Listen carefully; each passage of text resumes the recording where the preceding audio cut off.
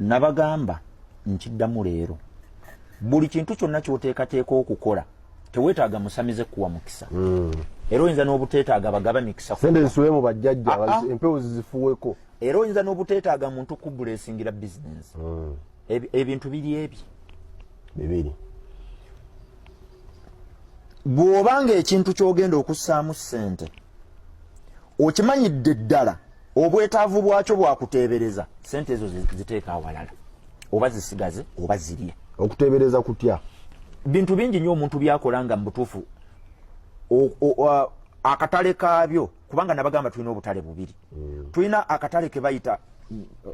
ngenda kyogera mu luzungu ojja kunyambako bwe kiba kisobola okudda mu Luganda tulina ebika by'obutale bibiri tulina kye tuyita create market ng'akatale ako gw'okakola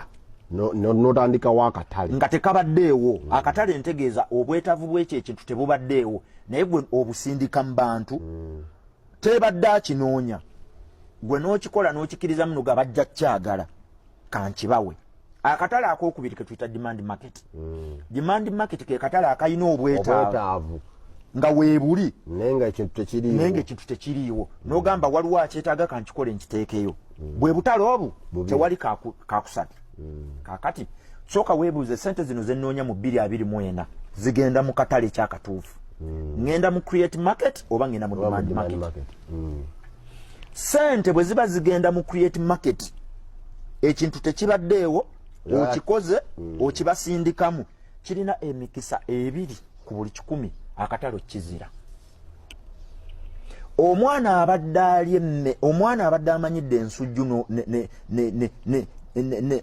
n'obuugi bw'oyagala omuwe mukene bw'oba omutandisa mukene totandikira ku kiro osooka tugiiko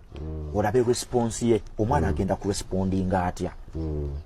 bw'omala okumanya nti amwagadde ebirungo ogenda oyongeramu mpola paka ng'omwana akoze eki tubize mu katale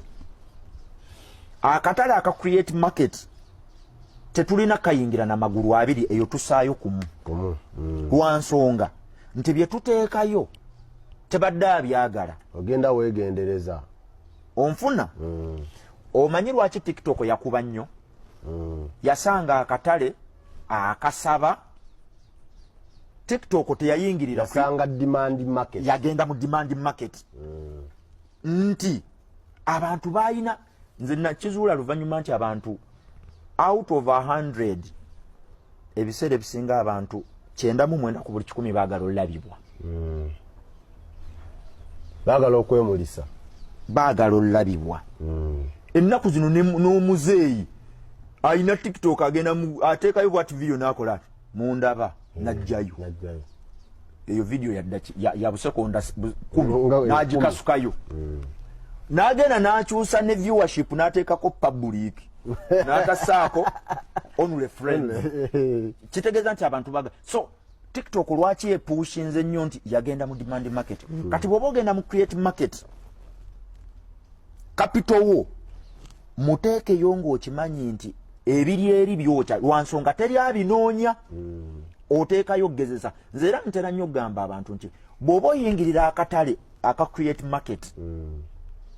investment bw'ebeera ya miliyoni 10 soosa ayaago 2 lwansonga akatale sigiri eriyo nkambwe era abantu abagenda mu create market ebeerayo chance 2 agenzeeyo yenna okudda n'obutadda agenda oloseero adda pressure zimukubye kaakati ombuuzizza ekibuuzo nti omuntu yalitaddewa capital we gwagenda okufuna mu 2024 twemalire nnyo mu kugenda mu demand market okusinga create market onfunye wogenda okukolera awo woyagala mu area eyo ndi kyannamukaaka sooka onoonye nekyannamukaaka eno kiki batalina nga bakinoonya naye ng'oluusi bayita mbugubi ogenda okijja e Kampala oba mu areas ezo